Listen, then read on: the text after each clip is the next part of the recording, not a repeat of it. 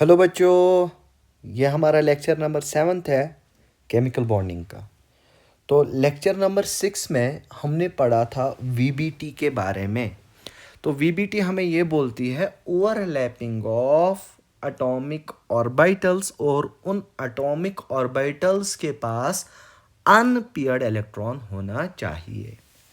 फिर हमने different possibilities के बारे में डिस्कस किया था, क्या क्या पॉसिबिलिटीज़ हो सकती है ओवरलैपिंग की और कौन कौन सी पॉसिबिलिटी नहीं हो सकती है ओवरलैपिंग की, वो सारा कुछ हमने डिस्कस किया था। हमने sigma bond that is head on overlapping के बारे में जाना, हमने pi bond that is sideways overlapping के बारे में जाना था, हमने four lobe interaction that is delta bond के बारे में जाना था, हमने six lobe interaction that is pi bond के बारे में जान लिया था। अब बेटा ये पॉइंट भी याद रखना कि वीबीटी हमें ये बोलती है कि जितने भी अनपेयर्ड इलेक्ट्रॉन होंगे, जितने अनपेयर्ड इलेक्ट्रॉन्स होंगे उतने ही बॉन्ड बनेंगे। क्या बोला मैंने? जितने अनपेयर्ड इलेक्ट्रॉन होंगे उतने ही बॉन्ड बनेंगे। अगर किसी के पास अनपेयर्ड इलेक्ट्रॉन्स नहीं है तो वो एक्साइटेशन करके अनपेयर्ड इलेक्ट्रॉन बनाएगा और बॉन्ड बनाएगा। सिंपल याद है रखना मेरे बेटे। क्या मैंने बोला? जितने अनपेयर्ड इलेक्ट्रॉन उतने ही बॉन्ड। अगर अनपेयर्ड इलेक्ट्रॉन्स नहीं तो then excitation. For example sir example दो, हाइड्रोजन का एटॉमिक नंबर 1, तो यहाँ पे 1s1 होगा। तो 1s1 में एक अनपेयर्ड इलेक्ट्रॉन मीन्स एक बॉन्ड बनाएगा। इसी तरह ऑक्सीजन की बात करेंगे तो ऑक्सीजन में electronic configuration 1s2 2s2 2p4, ठीक है ना मेरे बेटे? 2p4, यहाँ पे ये 2s2 है और 2p4 है। अगर कोवैलेंसी याद होगी मैंने पढ़ा है, 1 2 3 और 4, यहाँ पे दो अनपेयर्ड इलेक्ट्रॉन, तो ऑक्सीजन के बीच में दो बॉन्ड बनेंगे। तो ऑक्सीजन और ऑक्सीजन के बीच में दो बॉन्ड बनता है। इसी तरह हाइड्रोजन एक ही बॉन्ड बनाता है। हाइड्रोजन और हाइड्रोजन के बीच में कितने बॉन्ड्स बनेंगे? एक बॉन्ड बनेगा। इसी तरह नाइट्रोजन सर जी, नाइट्रोजन की electronic configuration is 1s2 2s2 2p3। अब देखना मेरे बेटे, यहाँ पर दो 2s2 और 2p3 में कितने unpaired electrons? Sir 3 unpaired electron. तो नाइट्रोजन और नाइट्रोजन के बीच में 3 बॉन्ड्स बनेंगे। इसी तरह ऑक्सीजन की बात अगर करूँगा तो ऑक्सीजन हो गया, सॉरी, कार्बन की बात अगर करेंगे सर, कार्बन में क्या होगा? कार्बन का एटॉमिक नंबर 6 है, तो 1s2 2s2 2p2। अब मेरे बेटे अच्छे से देखना, यहाँ पर सर 2s2, ये 2p2 बन गया। अब सर यहाँ पे ground state, this called as ground state, covalency में मैंने पढ़ाया है सर। ग्राउंड स्टेट में यहाँ पर दो अनपेयर्ड इलेक्ट्रॉन, तो कार्बन ग्राउंड स्टेट में दो बॉन्ड बनाता है। बट सर यहाँ पे पॉसिबिलिटी ये भी है, यहाँ से इलेक्ट्रॉन उठकर यहाँ पे जाएगा, एक्साइट करेगा, तो एक्साइटेशन स्टेट में कितने अनपेयर्ड इलेक्ट्रॉन बनेंगे? अनपेयर्ड इलेक्ट्रॉन्स 4 होंगे, 1 2 3 और 4। सर इसका मतलब अनपेयर्ड इलेक्ट्रॉन्स तो 4 है, तो इसके हिसाब से कार्बन और कार्बन के बीच में 1 2 3 4 बॉन्ड बनने चाहते। क्या बोला मैंने? जितने अनपेयर्ड इलेक्ट्रॉन्स उतने ही बॉन्ड बनेंगे। सर कार्बन में तो 4 अनपेयर्ड इलेक्ट्रॉन्स है, तो इसके हिसाब से कार्बन और कार्बन के बीच में कितने बॉन्ड्स बनने चाहिए? सर इसके हिसाब से कार्बन के और कार्बन के बीच में 4 बॉन्ड्स होने चाहिए। बट ऐसा तो मैंने कभी नहीं देखा है, कार्बन और कार्बन के बीच में 4 बॉन्ड्स कभी मैंने नहीं देखे हैं या कभी नहीं सुने हैं। सर क्यों? इसका आंसर हम अब देख लेंगे। अब क्वेश्चन लिखो, YC2 सॉलिड, ऐसे लिखना। क्वेश्चन ये है, क्वेश्चन क्या है मेरे बेटे? YC2, या ऐसे लिखो Y, कार्बन कार्बन 1 2 3 और 4 बॉन्ड, और C2 सॉलिड, ऐसे लिखना। कार्बन और कार्बन के बीच में 4 बॉन्ड और C2 solid does not exist. C2 solid does not exist. VBT के हिसाब से तो 4 अनपेयर्ड इलेक्ट्रॉन्स है तो 4 बॉन्ड्स बनने चाहिए। अब बेटा याद अगर होगा आपको एक्सीज के बारे में, मैंने आपको बोले थे 3 एक्सीज है, एक्स एक्सीज, वाई एक्सीज और जेड एक्सीज, और इन्हीं एक्सीज पे ओवरलैपिंग होती है। तो एट अ टाइम कितनी ओवरलैपिंग पॉसिबल है sir? At a time 3 overlapping possible है। That's overlapping on x axes, y axes and z axes. तो ओवरलैपिंग एक्सीज जो है, ओवरलैपिंग एक्सीज आर ओनली 3। तो आंसर क्या लिखेंगे? आंसर लिखेंगे overlapping, overlapping axes are only 3। तो ओवरलैपिंग एक्सीज सिर्फ 3 है। सर ये भी समझ में नहीं आया, फिर से समझाओ सर। देखो बेटा मैं कुछ बनाऊंगा, ड्रा करूंगा, अच्छे से देखना, एक इमेजिनेशन क्रिएट करना अपने दिमाग में। देखो अगर मैं सर एस ऑर्बिटल की बात करूंगा, ये मैंने एस ऑर्बिटल बनाई। सर एस ऑर्बिटल के पास एक्स एक्सीज भी होती है, मानते हो कि नहीं मानते हो? सर वाई एक्सीज भी होती है, हाँ या ना? Yes sir. और जेड एक्सीज भी होती है। सर एक्स एक्सीज के पास, सॉरी, एस ऑर्बिटल के पास एक्स एक्सीज भी होती है, वाई एक्सीज भी होती है और जेड एक्सीज भी होती है। इसी तरह अगर मैं ये बनाऊं, ये वाली बनाई, तो ये लो मैंने एक्स एक्सीज पे बनाया, तो क्या ये पी एक्स है? Yes sir. इसी तरह ये रेड से मैंने बनाया। अब मेरे बेटे बताओ ये लोब क्या बनाया मैंने? पी जेड बनाया कि नहीं बनाया? यस सर, ये पी जेड है।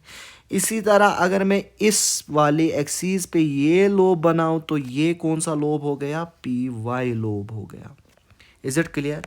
अब इसी को मैं कॉपी करता हूं, इसी को मैं कॉपी करता हूं। अब देखना मेरे बेटे, ये मैंने कॉपी की, ये पी एक्स, ये पी जेड और ये P Y. Is it clear? अब दो एटॉमिक ऑर्बिट इमेजिन करना, अब दो एटॉमिक ऑर्बिटल्स आपस में क्लोज आते हैं। मान लो एक्स इंटर न्यूक्लियर एक्सीज है। सर जब एक्स इंटर न्यूक्लियर एक्सीज है, सर यहाँ पे पी एक्स मिल गया। जब ये पी एक्स मिल गया, क्या एस ऑर्बिटल पीछे चला गया? Yes sir. क्या ये एस ऑर्बिटल पीछे चला गया? मैंने जब एक्स और एक्स को मिलाया, यहाँ पे देखना एक्स और एक्स ओवरलैप कर रहे हैं, एक्स और पी एक्स ओवरलैप कर रहे हैं, तो यहाँ पे एक सिग्मा बॉन्ड बन गया। अब एस और एस को कोई मौका मिल गया क्या? No sir. अगर मान लो अगर एस और एस ओवरलैप करेंगे, अगर एस और एस ओवरलैप करेंगे, एस और एस ओवरलैप करेंगे, क्या पी वाला ओवरलैप करेगा? क्या पी एक्स ओवरलैप? अच्छे से देखना, क्या अब ये जो गोल है एस, अब मैं एस और एस को ओवरलैप करवाता हूं, क्या पी वाला ओवरलैप कर रहा है? No sir. तो that means at a time या तो पी एक्स ओवरलैप करेगा या तो एस ओवरलैप करेगा। तो इसका मतलब या तो पी एक्स ओवरलैप करेगा पहली बार, या तो एस ओवरलैप करेगा। मतलब सिग्मा बॉन्ड बनाने के लिए अगर मैंने एक्स को इंटरन्यूक्लियर एक्सीज मान लिया, एक्स को इंटरन्यूक्लियर एक्सीज मान लिया, या तो पी एक्स सिग्मा बॉन्ड बनाएगा या तो एस एस सिग्मा बॉन्ड बनाएगा। अगर एक्स एक्स ने सिग्मा बॉन्ड बनाया तो एस एस पीछे चला जाएगा, एस एस सिग्मा बॉन्ड नहीं बनाएगा। अगर एस एस ने सिग्मा बॉन्ड बनाया तो एक्स एक्स नहीं बना पाएगा। तो दोनों में से एक पॉसिबल है, या तो पीपी सिग्मा बॉन्ड बनाएगा या तो एस एस सिग्मा बॉन्ड बनाएगा। ये हो गया, बस आपका आंसर आ गया। सर इसके बाद ये पी वाई और पी वाई पाई बॉन्ड बनाएंगे, ये वाला पी जेड और पी जेड पाई बॉन्ड बनाएंगे, हाँ या ना? ये पी वाई इन्होंने पाई बॉन्ड बनाया और ये पी जेड इन्होंने पाई बॉन्ड बनाया। Yes sir. सर इसका मतलब जब भी दो कार्बन पास पास आएंगे, या तो उनके बीच में एस एस सिग्मा बॉन्ड बनाएगा या एस एस सिग्मा बॉन्ड बनाएगा। क्या बोला मैंने? या तो पी एक्स सिग्मा बॉन्ड बनाएगा या तो P Y sigma bond P X sigma bond बनाएगा, एक्सिस इंटरन्यूक्लियर एक्सिस, या X X P X sigma bond बनाएगा जब एक्स इंटरन्यूक्लियर एक्सिस होगी, या एस एस सिग्मा बॉन्ड बनाएगा? अगर एस एस ने बनाया तो पी एक्स नहीं बनाएगा, अगर पी एक्स ने सिग्मा बॉन्ड बनाया तो एस एस नहीं बनाएगा। तो डैट मीन्स एक सिग्मा और दो पाई पॉसिबल है, इसीलिए सी और सी के बीच में चार बॉन्ड पॉसिबल नहीं है। तो हम इसमें क्या लिखेंगे theory? At the time of overlapping. अब होप समझ में आया होगा, बहुत ही इंपॉर्टेंट कंसेप्ट है। At the time of overlapping, जब ओवरलैपिंग होती है, at the time of overlapping only three axes are available. हाँ या ना? ओनली थ्री एक्सीज क्या होती है? अवेलेबल। 10 मैक्सिमम कितने बॉन्ड्स बन सकते हैं? 10 maximum 3 bonds, 10 maximum 3 bonds can form, 3 bonds बन सकते हैं। 10 maximum 3 bonds can form between, important है, बिटवीन टू एटम्स, दो एटम्स के बीच में मैक्सिमम 3 बॉन्ड्स बन सकते हैं। कार्बन कार्बन के बीच में मैक्सिमम 3 बॉन्ड, नाइट्रोजन नाइट्रोजन के बीच में मैक्सिमम 3 बॉन्ड। ठीक है ना? तो maximum 3 bonds can form between 2 atoms of non metal. अब मैंने इसको जनरलाइज किया, of non metal, in which, इसमें क्या बनेगा? In which 1 is pi, sorry 1 is sigma, एक इसमें सिग्मा बनेगा, and 2 pi bonds are present, 2 pi bonds are present. अब समझ में आया कार्बन और कार्बन के बीच में क्यों 4 बॉन्ड नहीं बन सकते हैं? इंपॉर्टेंट है। क्या बोला मैंने? कार्बन और कार्बन के बीच में इसीलिए 4 बॉन्ड नहीं बन सकते हैं क्योंकि इसमें एक सिग्मा और 2 पाई। और कैसे बनते हैं ये मैंने यहां पे आपको विजुअलाइज करवाया। अब एक नोट पॉइंट आप लिखिएगा, इंपॉर्टेंट नोट पॉइंट है। नोट पॉइंट क्या लिखोगे? C2 solid does not exist but C2 vapour exists. और ये एक्सप्लेन करती है मोटी, मोटी मतलब MOT, मॉलिक्यूलर ऑर्बिटल थ्योरी। तो क्या लिखोगे? C2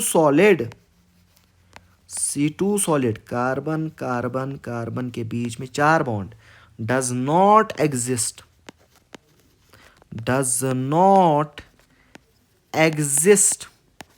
but C2 vapour, carbon और कार्बन के बीच में डबल बॉन्ड ही होता है वेपर में। C2 vapour exist according to MOT के अकॉर्डिंग C2 वेपर एग्जिस्ट करता है। इसी तरह और एक क्वेश्चन मैं आपसे पूछूंगा, why N triple bond N exist but P triple bond P does not exist? Question क्या है? Why N triple bond N can form, N triple bond N form करता है but P triple bond P, believe me बहुत important है, P triple bond P does not form. ठीक है ना? क्या बोला मैंने? N triple bond N exist करता है, P ट्रिपल बॉन्ड P और P के बीच में ट्रिपल बॉन्ड नहीं होता है। क्यों? अब इस क्वेश्चन का आंसर देने से पहले मैं आपको एक कंसेप्ट पढ़ाऊंगा, that is bond strength theory. कौन सी theory? That is bond strength theory. Bond strength theory, bond strength theory, कितना बॉन्ड स्ट्रॉन्ग बनेगा। अब बेटा याद रखना, bond strength is inversely proportional to size, ये डोमिनेटिंग फैक्टर है, हमेशा बनेगा, हमेशा यही फैक्टर पहले लगाना है। क्या बोला मैंने? Bond strength BS is inversely proportional to size, और बेटा इसको ना डोमिनेटिंग फैक्टर बोलना, डोमिनेटिंग फैक्टर। तो bond strength is inversely proportional to size. Sir इसका मतलब साइज ज्यादा बॉन्ड स्ट्रेंथ कम, साइज कम बॉन्ड स्ट्रेंथ ज्यादा। Is it clear? And second point is bond strength is directly proportional to directional character और percentage of p character. एक एक चीज समझाऊंगा। Is directly proportional to directional character, ये डायरेक्टली प्रोपोर्शनल होता है डायरेक्शनल कैरेक्टर के और परसेंटेज पी कैरेक्टर के, परसेंटेज पी कैरेक्टर के। तो बेटा इंपॉर्टेंट पॉइंट है, मैंने बॉन्ड स्ट्रेंथ थ्योरी में बोला कि bond strength is inversely proportional to size, bond strength is inversely proportional to size, size is dominating factor, और bond strength is directly proportional to directional character और percentage P character. Simple simple याद रखना। क्या बोला मैंने? Bond strength inversely proportional to size के है और बॉन्ड स्ट्रेंथ डायरेक्टली प्रोपोर्शनल है किसका? डायरेक्शनल कैरेक्टर का और परसेंटेज पी कैरेक्टर का। अब सर समझाओ ये, कोई ना मैं समझाता हूँ। देखो ये मैंने कोई एटॉमिक ऑर्बिटल बनाया, ये पॉजिटिव और ये इसका इलेक्ट्रॉन क्लाउड, ये इसका इलेक्ट्रॉन क्लाउड, ये मैंने इसका इलेक्ट्रॉन क्लाउड बनाया। अब मैं इसी का बनाऊंगा दूसरा, दोनों छोटे हैं, दोनों एटॉमिक ऑर्बिटल्स छोटे हैं। अब दोनों को मैंने ओवरलैप करवाया, जब मैंने दोनों को ओवरलैप करवाया तो हुआ क्या मेरे बेटे? ऐसे होगा। क्या ऐसे ही ओवरलैपिंग होगी? Yes sir. जब मैंने इसको ओवरलैप करवाया, जब मैंने इसको ओवरलैप करवाया, क्या ये वाला जोन, ये जो मैं हाईलाइट करूंगा, क्या ये वाला जोन ओवरलैपिंग का जोन है? Yes sir. क्या ओवरलैपिंग जोन में अच्छी खासी इलेक्ट्रॉन डेंसिटी है? Yes sir. जितनी ज़्यादा इलेक्ट्रॉन डेंसिटी होगी उतना ही स्ट्रॉन्ग बॉन्ड बनेगा, क्योंकि ओवरलैपिंग, ओवरलैपिंग किससे होती है? इलेक्ट्रॉन की वजह से, अनपेयर्ड इलेक्ट्रॉन्स की वजह से। इलेक्ट्रॉन को मैंने यहाँ पे एज एज्यूम किया इलेक्ट्रॉन क्लाउड, जहाँ पे इलेक्ट्रॉन क्लाउड ज़्यादा होगा क्या वहाँ पे इलेक्ट्रॉन पाने की टेंडेंसी ज़्यादा होगी? जब इलेक्ट्रॉन ज़्यादा पाएंगे तो जहाँ वहाँ पे एटॉमिक ऑर्बिटल्स इजीली ओवरलैप करेंगे। What is overlapping? ओवरलैपिंग का मतलब है एटॉमिक ऑर्बिटल्स आपस में ओवरलैप करते हैं, एक दूसरे में घुस जाते हैं, मगर उनके पास इलेक्ट्रॉन होना चाहिए। खाली एटॉमिक ऑर्बिटल्स ओवरलैप नहीं कर सकते, दैट इज नॉट ओवरलैपिंग। अब जहां पे ज्यादा इलेक्ट्रॉन डेंसिटी होगी वहां पे स्ट्रॉन्ग बॉन्ड बनेगा, सिंपल याद रखना। तो ऐसे लिखेंगे, ज्यादा ज्यादा इलेक्ट्रॉन डेंसिटी, ज्यादा इलेक्ट्रॉन डेंसिटी, ज्यादा इलेक्ट्रॉन डेंसिटी, तो ज्यादा क्या होगा? ऐसे लिखेंगे, ज्यादा स्ट्रॉन्ग बॉन्ड, ज़्यादा स्ट्रॉन्ग बॉन्ड। क्लियर है मेरे बेटे? अब मैं दूसरा आइटम लूँगा, सेम इलेक्ट्रॉन डेंसिटी लूँगा समझाने के लिए, बट ये जो एटॉमिक ऑर्बिटल है, क्या ये एटॉमिक ऑर्बिटल इससे बड़ा है? जब ये इससे बड़ा है, क्या इलेक्ट्रॉन डेंसिटी यहाँ पे डिस्पर्स होगी? हाँ सर होगी, इलेक्ट्रॉन डेंसिटी डिस्पर्स, क्योंकि एटॉमिक ऑर्बिटल ही बढ़ गया। अब सेम एटॉमिक ऑर्बिटल में लूँगा, सेम एटॉमिक ऑर्बिटल में लूँगा, सेम एटॉमिक ऑर्बिटल में लूँगा, क्या इसकी भी यही होगी?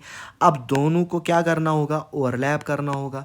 सर करवाओ ओवरलैप। अब मैंने इनको ओवरलैप करवाया, जब मैंने दोनों को ओवरलैप करवाया, क्या is it clearly visible here? क्या is it clearly visible here?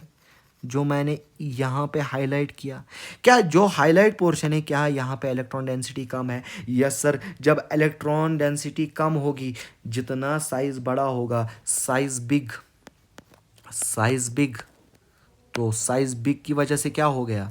Size big, size बड़ा हो गया, साइज बिग, तो इलेक्ट्रॉन डेंसिटी कम हो गई ना, इलेक्ट्रॉन डेंसिटी कम हो गई ना। जब इलेक्ट्रॉन डेंसिटी कम हो गई, जब उन्होंने ओवरलैप किया, जब उन्होंने ओवरलैप किया, क्या इलेक्ट्रॉन डेंसिटी कम हो गई? Yes sir. इलेक्ट्रॉन डेंसिटी क्या समझ में आया बेटा? इंपॉर्टेंट है। Electron density come in overlapping area, in common area लिखेंगे, इन कॉमन और overlapping area, in common area. तो जब इलेक्ट्रॉन डेंसिटी कम होगी तो यहां पे वीक बॉन्ड बनेगा, 10 वीक बॉन्ड। अब आया समझ? Bond strength is inversely proportional to size. क्यों है? साइज बढ़ेगा, इलेक्ट्रॉन डेंसिटी कम होगी, इलेक्ट्रॉन डेंसिटी कम होगी तो वीक बॉन्ड बनेगा, वीक बॉन्ड बनेगा तो बॉन्ड स्ट्रेंथ कम होगी। साइज कम होगा, साइज कम होगा, इलेक्ट्रॉन डेंसिटी ज़्यादा होगी, इलेक्ट्रॉन डेंसिटी ज़्यादा होगी तो ज़्यादा स्ट्रॉन्ग बॉन्ड बनेगा, ज़्यादा स्ट्रॉन्ग बॉन्ड बनेगा तो बॉन्ड स्ट्रेंथ ज़्यादा होगी। इसीलिए मैंने बोला कि, क्या बोला मैंने बेटे? मैंने ये बोला कि bond strength is inversely proportional to size. अब क्वेश्चन कर लो। क्वेश्चन है order of bond strength, order of bond strength, order of bond strength. अब बेटा अच्छे से देखना, मैंने लिखा 1s और 1s के बीच में बॉन्ड बना है, सेकंड बॉन्ड बना है 1s 2s के बीच में, थर्ड बॉन्ड बना है 2s और 2s के बीच में। ये जो 1 है, इस 1 को हम कहते हैं principal quantum number, principal quantum number. और ये क्या डिनोट करता है? शेल को। शेल किसको डिनोट करता है? साइज को। जितना ज़्यादा शेल नंबर होगा क्या उसका उतना ही ज़्यादा साइज होगा। देखो मेरे बेटे, क्या यहाँ से यहाँ जाने पर साइज इंक्रीज होता है? Yes sir. जब साइज इंक्रीज होगा तो बॉन्ड एंगल डिक्रीज होगा। तो सॉरी, बॉन्ड एंगल नहीं, bond strength, sorry my mistake, bond strength decrease होगी। तो 1s की बॉन्ड स्ट्रेंथ ज़्यादा होगी किससे? 1s2 से, क्योंकि यहाँ पे 2 आ गया, सेकेंड शेल आ गई, सेकेंड शेल का मतलब साइज बढ़ गया, और 1s2s का साइज ज़्यादा होगा किससे? क्योंकि यहाँ पे 2 आ गया। इसी तरह सेकेंड क्वेश्चन अगर मैं बोलूँगा, 2s ने बॉन्ड बनाया और 2s3s ने बॉन्ड बनाया है, और यहाँ पे 3s ने बॉन्ड बनाया है। सर क्लियरली विजिबल है, शेल इंक्रीज हो रही है, साइज इंक्रीज हो रहा है, तो इसका मतलब साइज इंक्रीज होगा, बॉन्ड स्ट्रेंथ डिक्रीज होगी। सर ऑर्डर इसका ये आएगा। आया समझ? अब क्वेश्चन नंबर थर्ड अच्छे से देखना। मैंने लिखा 2s, मैंने लिखा 2s2p, मैंने लिखा 2p। अब सर यहाँ पे लोचा है। क्या सा लोचा? सही पकड़ा मेरे बेटे। सर यहाँ पे ना शेल नंबर सेम है। जब शेल कांस्टेंट होगी तो दूसरे फैक्टर पे आना है, हमेशा पहला फैक्टर लगाना है, that is the dominating factor. Bond strength is inversely proportional to size. जब अब साइज कांस्टेंट होगा तो bond strength is directly proportional to directional axis और परसेंटेज पी कैरेक्टर। तो मैं इसमें ये थ्योरी लिखूंगा, when size is constant, when size is constant तो होगा क्या? देन बॉन्ड स्ट्रेंथ तब लगाना है, then bond strength is directly proportional to directional, bond strength is directly proportional to directional character, या इसी का नाम पड़ता है परसेंटेज पी कैरेक्टर। जितना ज़्यादा परसेंटेज पी कैरेक्टर होगा उतना ही ज़्यादा बॉन्ड स्ट्रेंथ होगा। अब सर मसला है डायरेक्शनल कैरेक्टर किसको कहते हैं? अब मेरे बेटे अच्छे से देखना, देखो मैं लिखूँगा डायरेक्शनल कैरेक्टर किसको कहते हैं। बी फोकस्ड मेरे बेटे। डायरेक्शनल कैरेक्टर आपको पता ही नहीं है आपको किस लेवल का कंटेंट मिल रहा है। डायरेक्शनल कैरेक्टर, अब बेटा याद रखना डायरेक्शनल कैरेक्टर किसको कहते हैं। अब मैंने ये पी और एस ऑर्बिटल मान लिया। एस ऑर्बिटल के पास क्या क्या होता है? सर पी एक्स होती है, पी वाई होती है और पी जेड होगी, हाँ या ना, p x p y p z. अब जो इलेक्ट्रॉन का डिस्ट्रीब्यूशन है, इलेक्ट्रॉन का डिस्ट्रीब्यूशन है वो इलेक्ट्रॉन क्लाउड तीनों एक्सीस पे होगा, मानते हो कि नहीं? एक्स एक्सीस पे भी होगा, वाई एक्सीस पे भी होगा और जेड एक्सीस पे भी होगा। तो अगर मैं आपको बोलूंगा कि इलेक्ट्रॉन की प्रोबेबिलिटी तीनों एक्सीस पे है, तो what is the probability of electron in particular axis, एक एक्सिस पे कितना होगा? सर इलेक्ट्रॉन क्लाउड एक्स पे भी है, इलेक्ट्रॉन क्लाउड जेड पे भी है, इलेक्ट्रॉन क्लाउड वाई पे भी है, तीनों एक्सिस पे इलेक्ट्रॉन क्लाउड है, तीनों एक्सिस पे, मतलब एक्स एक्सिस में भी है, वाई एक्सिस पे भी है और जेड एक्सिस पे भी है। अब मैं बोल रहा हूं कि प्रोबेबिलिटी अगर तीनों एक्सिस पे है, probability probability probability of electron cloud cloud तीनों पे है, तीन एक्सिस पे है। अब मैं बोल रहा हूं कि एक एक्सिस पे कितनी होगी? सर प्रोबेबिलिटी 10th में पढ़ी थी, एक एक्सिस पे 1/3 होगी। तो बेटा याद रखना, यहां पे इलेक्ट्रॉन क्लाउड जो है ये पर्टिकुलर एक्सिस पे नहीं है, एक्स एक्सिस पे भी है, वाई एक्सिस पे भी है, जेड एक्सिस पे भी है, तो it is non directional. S में क्या होता है? एस में इलेक्ट्रॉन क्लाउड नॉन डायरेक्शनल होता है, नॉन डायरेक्शनल। क्यों नॉन डायरेक्शनल? एक ही पर्टिकुलर डायरेक्शन में नहीं है, ये फैला हुआ है, एक्स में भी, वाई में भी और जेड में भी। बट अगर मैं अब पी की बात करूंगा, पी में भी पी एक्स की बात करेंगे। अब बताओ मेरे बेटे, पी एक्स में इलेक्ट्रॉन क्लाउड कहाँ पे होगा? सिर्फ एक्स एक्सीस पे होगा। क्या यहाँ पे इस लोब में भी इलेक्ट्रॉन क्लाउड है, इस लोब में भी इलेक्ट्रॉन क्लाउड है। पी में इलेक्ट्रॉन क्लाउड दो जगह है। अगर मैं इस लोब की बात करूँगा तो 1/2 और इस लोब की 1/2। तो पी ऑर्बिटल में इलेक्ट्रॉन क्लाउड की प्रोबेबिलिटी 1/2 होती है, और एस ऑर्बिटल में एक पर्टिकुलर एक्सिस में इलेक्ट्रॉन क्लाउड की प्रोबेबिलिटी 1/3 होती है। और पी का मतलब हो गया यहाँ पे इलेक्ट्रॉन क्लाउड डायरेक्शन में है, डायरेक्शनल है, बट एस में डायरेक्शनल नहीं है। अब क्वेश्चन की ओर आओ। क्वेश्चन क्या था? 2s 2s 2s 2s 2p 2p 2s 2p sorry 2s 2s 2s 2p के बीच में बॉन्ड और 2p 2p के बीच में बॉन्ड। अब यहाँ पे साइज कांस्टेंट है, तो यहाँ पे ये वाला फैक्टर लगेगा, bond strength is directly proportional to directional character. जिसमें ज़्यादा डायरेक्शनल कैरेक्टर होगा उसमें ज़्यादा स्ट्रॉन्ग बॉन्ड बनेगा, डायरेक्शनल कैरेक्टर।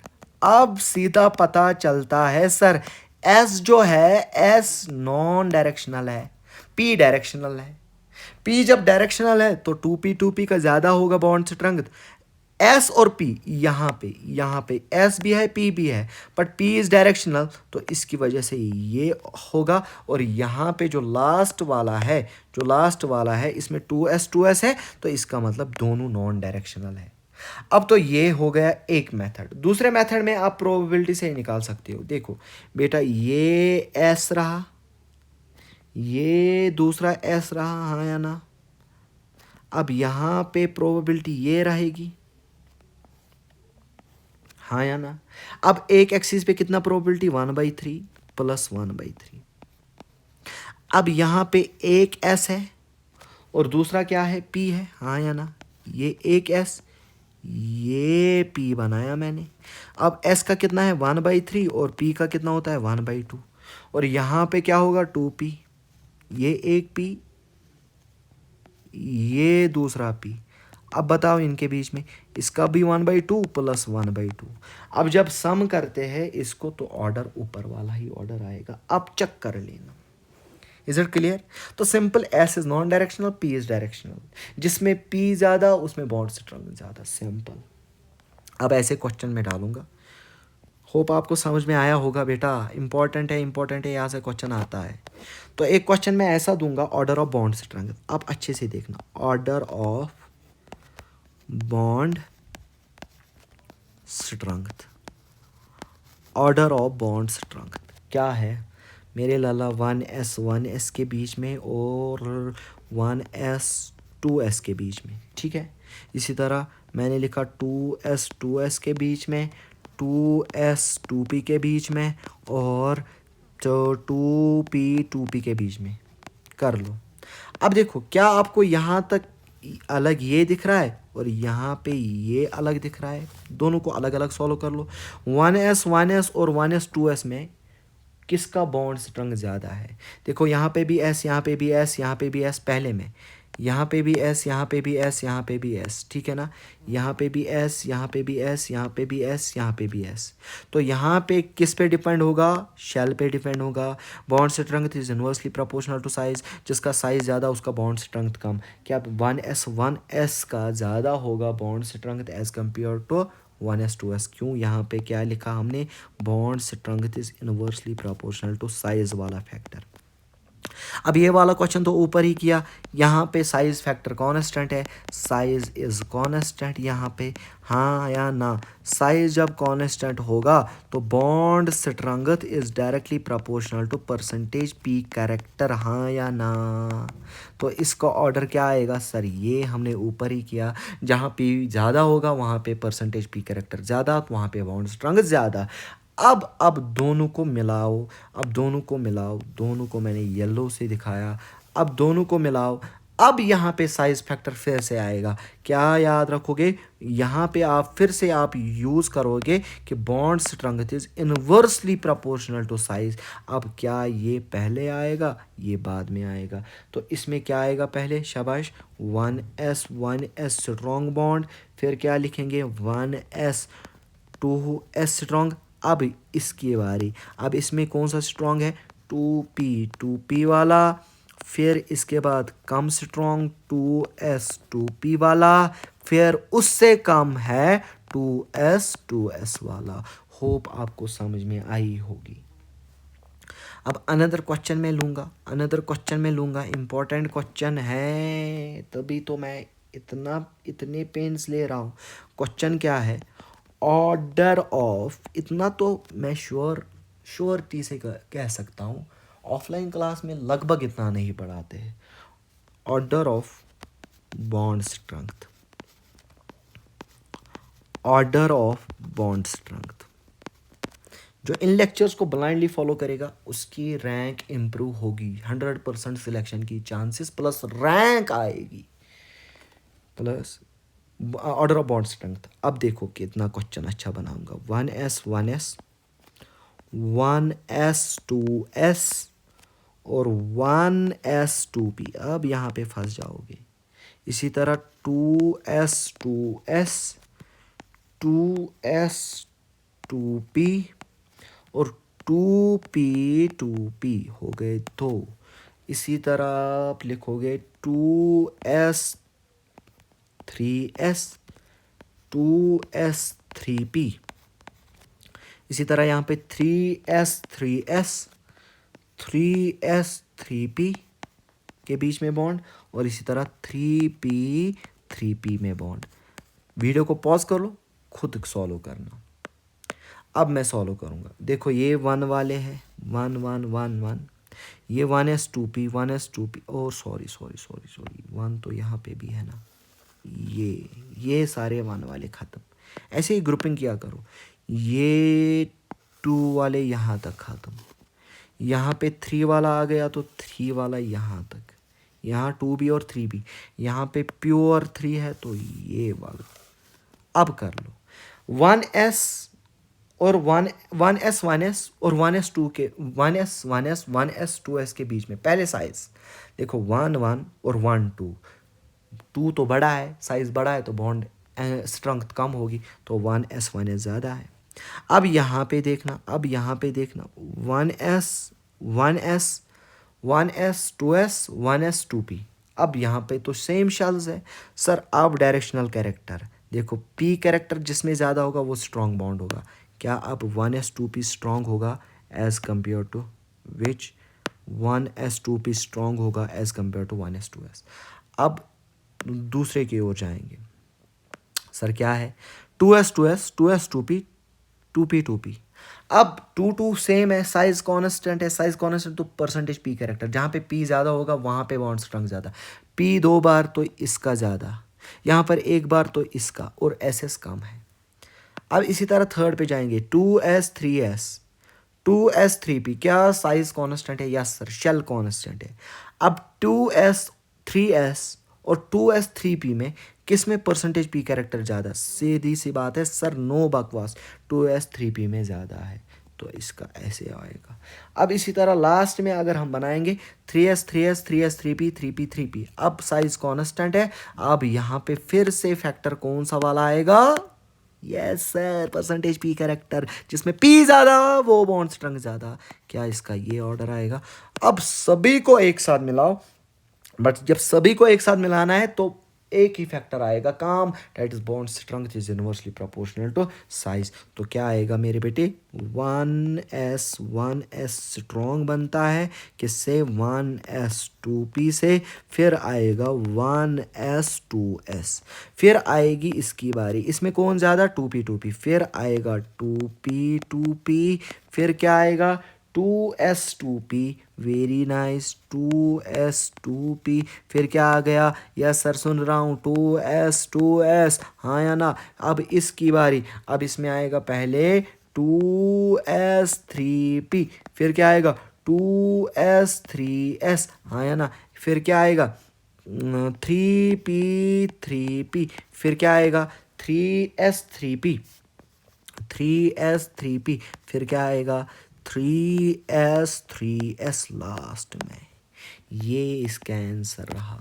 देखा कितना बड़ा क्वेश्चन और छोटू सा, एक बार कंसेप्ट सीख लिया बस खत्म, आपको फिर कुछ करने की ज़रूरत है ही नहीं। अब अनदर क्वेश्चन में अगर लूँगा, order of bond strength, question क्या है? ऑर्डर ऑफ बॉन्ड स्ट्रेंथ, 2 बार देखो 3 बार देखो समझ में आएगा। इनऑर्गेनिक में एक चीज़ है, ये स्कोरिंग चैप्टर, स्कोरिंग यूनिट होता है, स्कोरिंग सब्जेक्ट होता है। क्यों? क्योंकि आईओसी में अगर आपको फैक्ट पता है, आपको नॉलेज है, आप क्वेश्चन कर पाओगे, आपको नहीं पता आपका क्वेश्चन गलत होगा, सिंपल है, एक ही फंडा है। इसलिए जितना भी हो सके रिवाइज किया करो, सिर्फ याद किया करो, learn it like biology. Order of bond strength, sir क्या बायोलॉजी? लॉजिक हर किसी चीज़ का बताता हूँ ना, लॉजिक बता के भी याद करना है। मैंने बोला 2p है मेरे पास, 2p है मेरे पास, ठीक है, मेरे पास 2p है और 3p है। वेट, मैंने लिखा 2p और 3p। इसी तरह लास्ट में लिखूंगा 3p और 3p के बीच में बॉन्ड। एक बॉन्ड मैंने बनाया 2p, दूसरा बॉन्ड बनाया 2p 3p, तीसरा बॉन्ड बनाया 3p 3p के बीच में। अब मैं बोल रहा हूँ बॉन्ड स्ट्रेंथ बताओ, आप क्या बताओगे? आप बताओगे bond strength is inversely proportional to size, हाँ या ना? तो साइज कम बॉन्ड स्ट्रेंथ ज़्यादा। सर इसका साइज कम दिख रहा है, इसका साइज ज़्यादा दिख रहा है, क्योंकि थर्ड शेल, इसमें थर्ड शेल एक ही है, तो बॉन्ड स्ट्रेंथ ऑर्डर ये आएगा सर जी, हाँ या ना? सर इतना इजी, हाँ इतना ही इजी है। अब देखा, एक बार कंसेप्ट सीख लिया, ख़त्म। अब इसके बाद 3p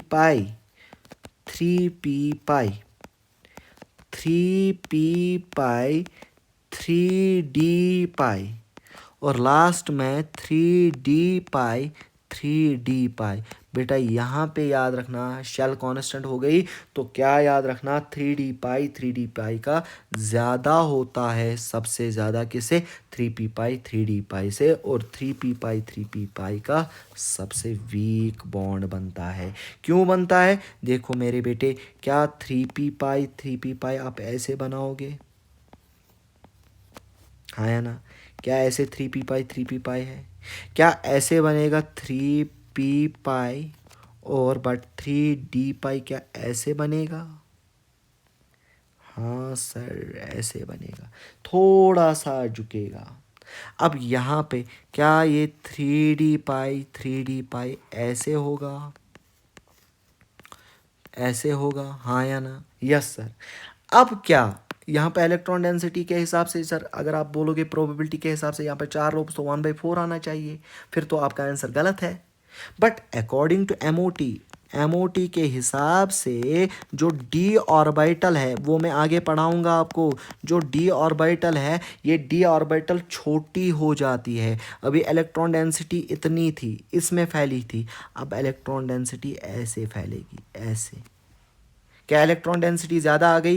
जहाँ पे इलेक्ट्रॉन डेंसिटी ज़्यादा आएगी वहाँ पे स्ट्रॉन्ग बॉन्ड बनेगा। क्या मैंने यही बोला? According to MOT d orbital क्या बनता है?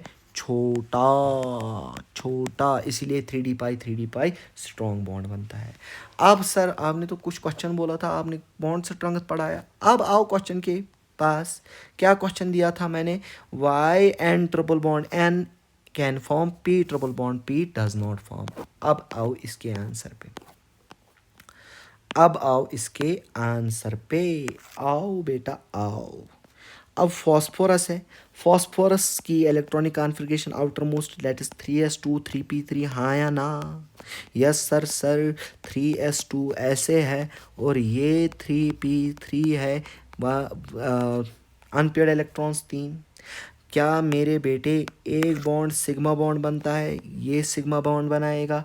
क्या ये दोनों पाई बनाएंगे? यस सर, पाई बॉन्ड बनाएंगे। बट इसका नाम क्या होगा? सर ये 3p पाई बनाएगा, ये भी 3p पाई बनाएगा।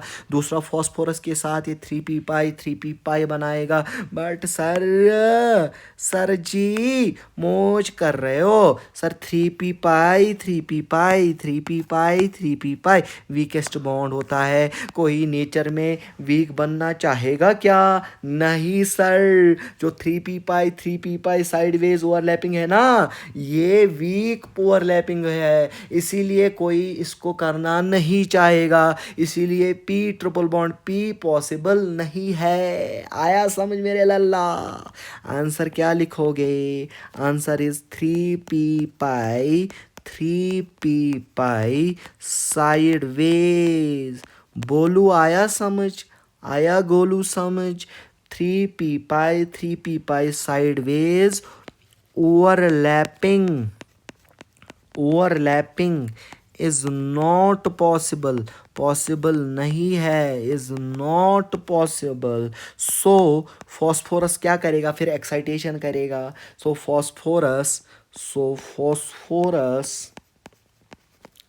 फॉस्फोरस डज नॉट फॉर्म, नहीं बनाता है, डज नॉट फॉर्म, क्या नहीं बनाएगा? P triple bond P.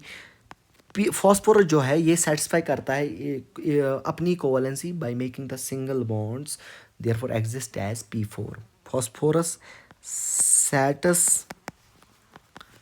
satisfies its covalency via single bond और sigma bond via single bond, ठीक है ना? Single bond therefore exists as p4। कैसे एग्जिस्ट करता है? p4। और शायद मैंने आपका इसका स्ट्रक्चर भी बताया था, इसका स्ट्रक्चर ऐसे होता है, p ऐसे होगा p, और ये इसका स्ट्रक्चर, हाँ या ना? Is it clear? अब एक मॉलिक्यूल में कितने नंबर ऑफ एटम्स होते हैं उसी को एटॉमिसिटी कहते हैं। तो atomicity of P is equal to 4। अब आया समझ एटॉमिसिटी फॉस्फोरस की क्यों 4 होती है? अब इसी तरह अनदर क्वेश्चन है मेरे दिमाग में आ रहा है, आप आंसर दोगे, पॉज करना, आंसर देना, सोचना। क्वेश्चन है oxygen double bond exist but S double bond और S2 does not exist. O2 exists but S2 does not exist. Why exist? अब थोड़ा सा दिमाग फिर से घुमाओ सर, सल्फर की ओर जाएंगे। सल्फर के पास 3s2 और 3p4 होता है, हाँ या ना? यस सर, 3p4 होगा, 1 2 3 और 4। अब दो अनपेयर्ड इलेक्ट्रॉन्स का मतलब क्या क्या क्या क्या ये सिग्मा बनेगा? Yes sir. क्या इसमें जो ये है ये क्या ये पाई बॉन्ड में पार्टिसिपेट करेगा? ये क्या है? 3p। और दूसरे सल्फर का भी क्या होगा? 3p। क्या 3p पाई बनता है? 3p पाई, इसका आंसर भी यही है ना लल्ला। 3p pi, 3p pi does not possible, does not possible. 3p pi खाली does not possible. So sulphur अपनी कोवैलेंसी सेटिस्फाई करता है via single bond. So sulphur satisfies its covalency via single bond. किससे? Via single bond. और exist करता है as S8, और इसका शेप जो होता है that is the ground shape. ऐसे मेरे बेटे, इसका शेप जो है डेट इज ग्राउंड शेप। अरे कहाँ गया ये? एक W, दूसरा W, यहाँ पे सल्फर, यहाँ पे सल्फर, यहाँ पे सल्फर, यहाँ पे सल्फर, यहाँ से यहाँ पे और यहाँ पे। तो कितने सल्फर का लिया? 1 2 3 4 5 6 7 8। तो S2 एक्ट नहीं करता है। और बट याद रखना S8 फाउंड करता होता है। इसकी शेप को हम कहते हैं क्राउन शेप।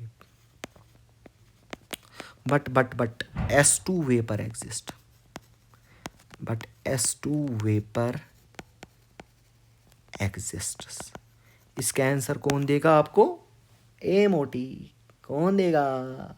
मोटी, MOT। ठीक है ना। और एक टाइप का क्वेश्चन आता है। क्वेश्चन क्या आएगा? Find the number of D pi P pi bonds in SO3। Very very important, most important मैं इसको कहूँगा, मोस्ट इंपॉर्टेंट।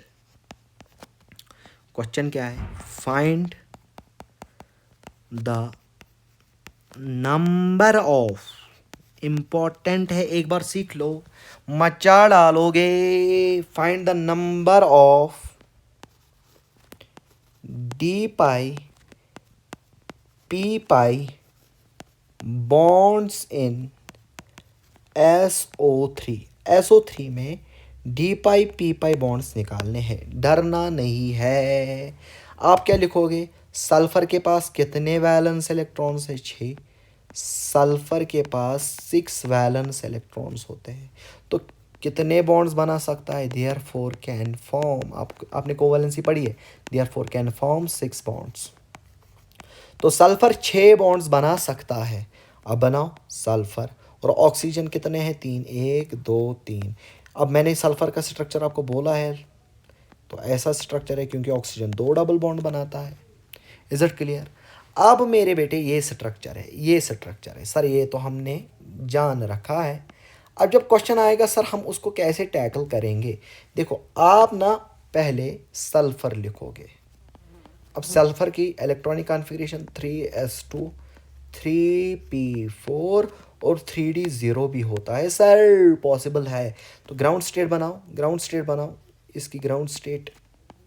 सर इसमें ये होगा 3s2, ये होगा 3p4 सर, 1 2 3 और 4, और 3d0 1 2 3 4।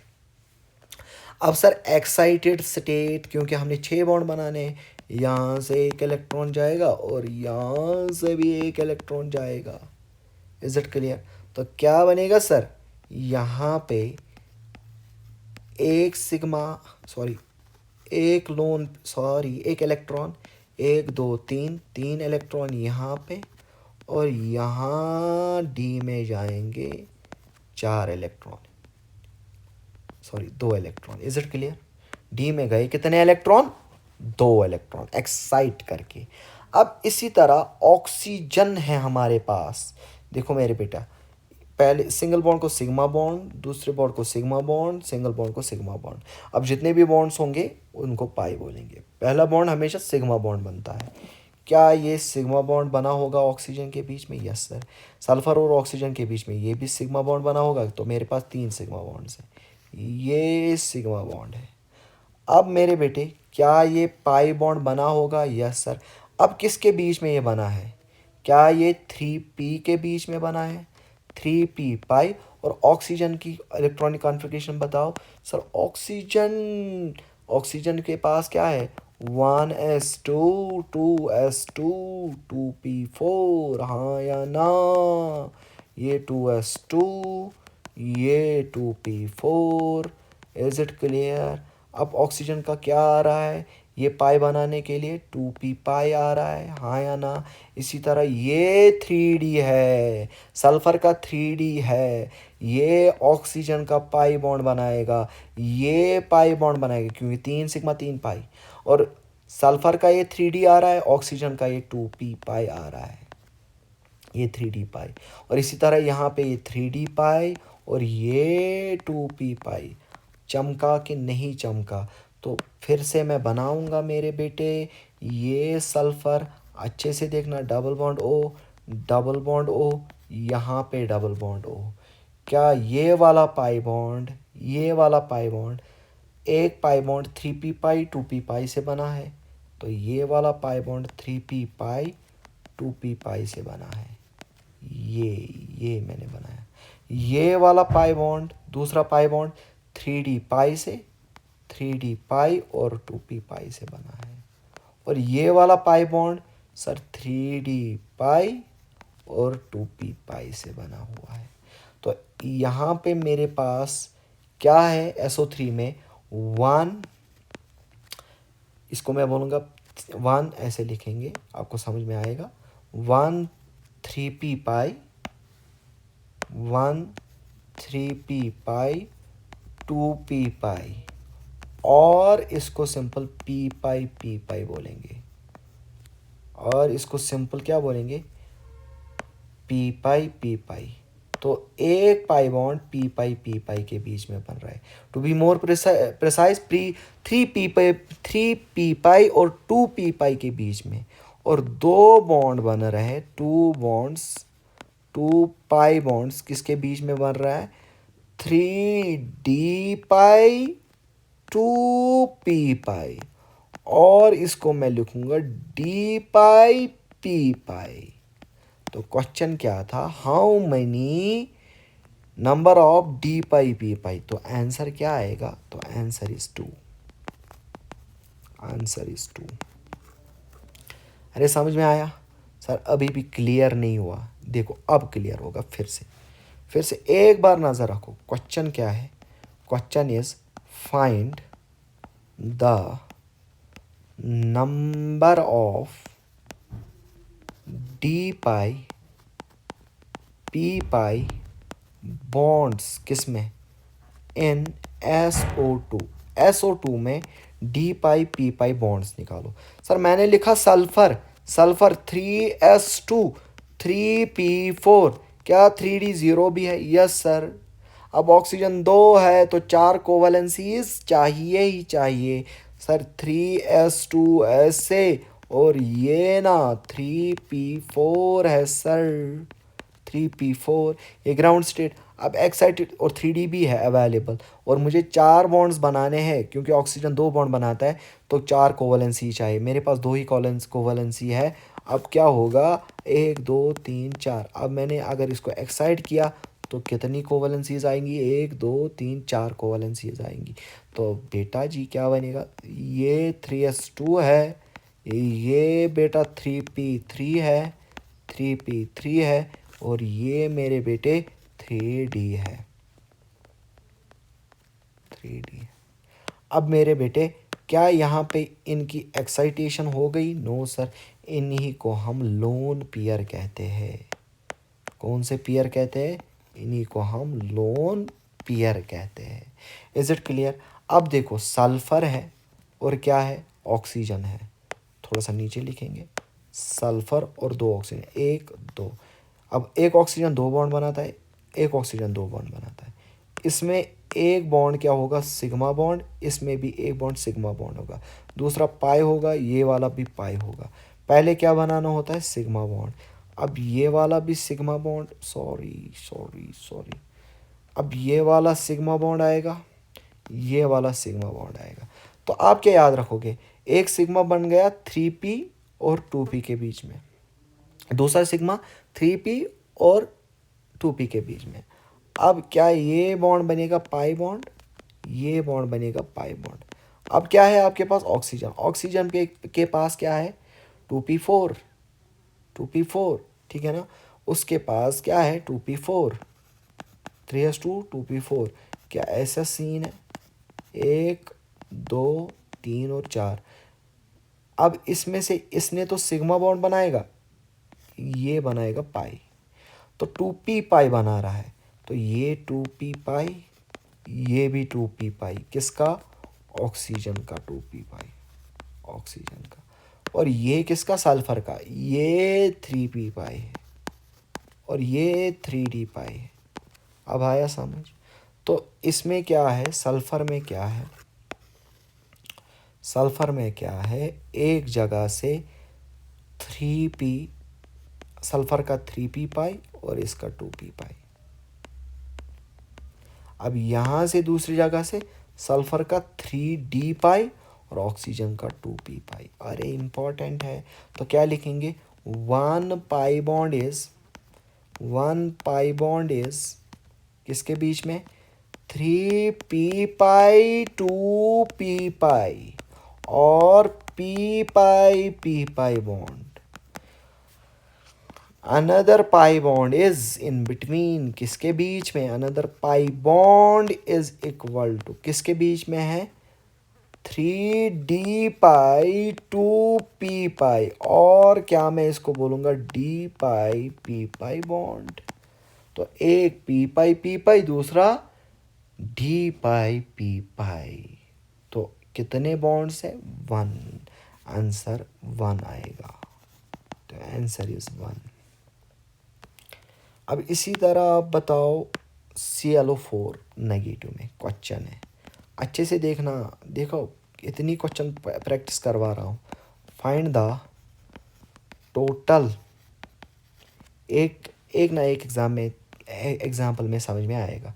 Find the total number of, क्योंकि इंपॉर्टेंट है, क्वेश्चन आता है जेईई मेंस में भी, एडवांस में भी और नीट में भी। d pi p pi bonds in किसमें, ClO4 नेगेटिव। अब क्लोरीन में वैलेंस इलेक्ट्रॉन्स कितने हैं, Cl है 7 है, 1 2 3 4 5 6 और 7 बनेगा इस ऑक्सीजन के पास और इस ऑक्सीजन पे नेगेटिव चार्ज आएगा, हाँ या ना। अब क्लोरीन का एटॉमिक नंबर 17 है, इजीली आप धीरे धीरे सीख जाओगे ये स्ट्रक्चर्स वगैरह। तो क्या आएगा, 1s2 2s2 2p6 3s2 3p5। क्या 3p5 है और 3d भी अवेलेबल है, तो क्या मैं लिखूँगा 3s2 और 3p5, 1 2 3 4 और 5 और 3d 0 1 2 3 4। अब इसी तरह इसको एक्साइट करना है, एक्साइट कराने के लिए कितने बॉन्ड्स, क्योंकि ये 4 है, 1 2 3 4 5 6 7 बॉन्ड्स बनाने होंगे। तो यहाँ से भी एक्साइट होगा, तो कितने बॉन्ड्स बनाएंगे, 3 बॉन्ड्स बनेंगे। यहाँ से एक्साइट होगा तो 4 बॉन्ड्स बनाएंगे, 1 2 3 4 बॉन्ड्स, 1 2 3 4 और 5 बॉन्ड्स। यहाँ से एक्साइट होगा तो कितने, 1 2 3 4 5 6 और 7, तीनों में एक्साइटेशन होगी। तो यहाँ पे 1 1 2 3 और यहाँ पे डी में भी कितने होंगे, 1 2 3 4 5, 3 होंगे। अब आया समझ। अब सिंगल बॉन्ड है सिग्मा, हर किसी को सिग्मा सिग्मा लिखो, सिग्मा सिग्मा। अब ये भी सिग्मा है, ऑक्सीजन के बीच में और क्लोरीन के बीच में सिग्मा है, ये भी सिग्मा है, 1 2 3 और 4, 1 2 3 4, तो यहाँ तक सिग्मा। अब यहाँ पे ये बॉन्ड ऑक्सीजन में पाई बनाएगा, ये बॉन्ड ऑक्सीजन के साथ पाई बनाएगा, ये बॉन्ड ऑक्सीजन के साथ पाई बनाएगा। अब ऑक्सीजन की कौन सी ऑर्बिटल आएगी, 2p ऑर्बिटल, तो मैं बोलूँगा 2p पाई और ये 3d है। अब इसके बीच में ClO4 माइनस में क्या मैं लिख सकता हूँ, all the 3 pi bonds, all the 3 pi bonds are क्या 3d pi 2p pi bonds, ठीक है ना। अब therefore ClO4 negative has 3d pi p pi bonds। समझ में आया, क्लियर है ना। अब क्वेश्चन एक होमवर्क है, नेक्स्ट क्लास में इसको डिस्कस करेंगे। फाइंड द टोटल, और नाम भी लिखना है, total number of pi bonds, total number of pi bonds in HPO3 die negative, HPO3 die negative. बहुत ही इजी है, बहुत ही सिंपल है, ठीक है ना। बाकी हम कल डिस्कस कर लेंगे। Thank you, have a nice day.